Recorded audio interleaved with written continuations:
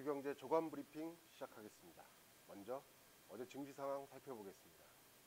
코스피가 10여일 만에 하락했습니다.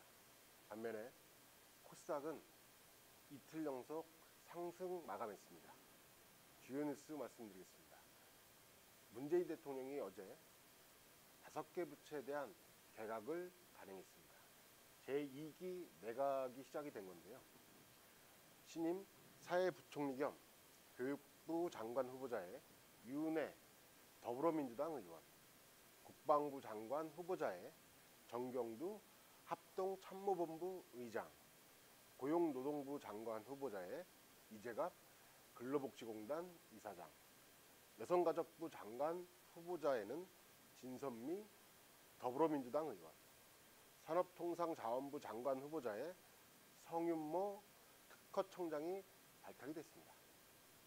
특히 관심을 끄는 인사가 있었는데요. 박근혜 정부 당시 우병우 청와대 민정수석의 비위를 감찰하다가 사임한 이석수 전 특별감찰관을 차관급이죠. 국가정보원 기획조정실장으로 전격 기용했습니다. 청와대는 이번 인사가 심기일정과 체감이라는 두 가지 키워드가 담겼다라고 발표를 했는데요.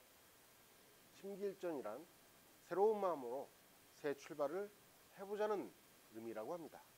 또 체감은 개혁의 씨앗을 속도감 있게 국민이 직접 체감할 수 있도록 성과로 돌려주겠다라는 의미라고 발표했는데요. 역시 제일 관심 가는 분야는 경제 분야입니다. 이번 인사의 특징은 산업부와 고용부 장관의 정통 관료 출신을 기용했다는 것입니다. 청와대 경제수석에 이어 경제부총리 등도 모두 관료 출신인데요. 조직 안정 그리고 경제 안정과 정책 실현이라는 두 마리 토끼를 다 잡을 수 있을지 관심이 모아지고 있습니다. 다음 소식입니다. 미국이 경제 호황을 겪고 있는 반면에 지금 신흥국 시장은 굉장히 어려움을 겪고 있는데요. 남미의 금융시장이 최근 흔들리고 있다고 합니다.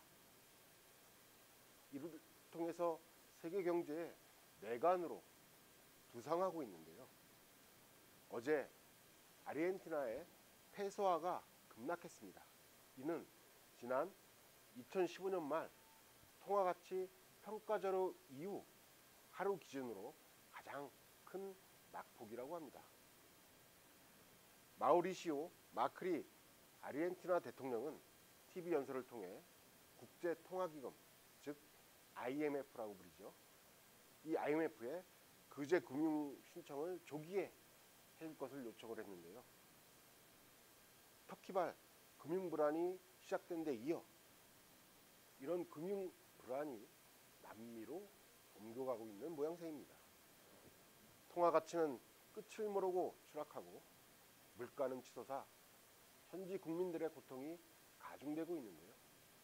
지난 1997년 국가 부도 위기를 겪은 우리로서는 그들의 고통이 느껴지는 듯합니다. 마지막으로 서울 아파트 주간 가격 상승률이 역대 최고치를 기록했다는 소식입니다. 감정원이 아파트 시세 집계를 시작한 2012년 5월 이후 6년 3개월 만에 가장 큰 폭의 상승률을 기록했다는 소식인데요. 특히 강남권 아파트의 경우 매물 품귀 현상이 심각했지만 고가 아파트를 중심으로 매수 문의가 계속 이어지고 있다는 소식입니다. 이를 보다 못해 어제 청와대와 정부 여당이 나섰는데요. 당정청은 어제 고위급 협의회를 개최해서 종부세 인상을 예고했습니다. 특히 이해찬 더불어민주당 대표는 3주택 이상이거나 초고가 주택 등에 대해 종합부동산세 강화를 검토해야 하는데 정부도 강력하게 검토해 주길 바란다라고 요청했습니다. 계속되는 규제에도 과연 강남 불패 신화가 계속될지 좀 더 지켜봐야 할 것 같습니다. 아주경제 주간 브리핑이었습니다.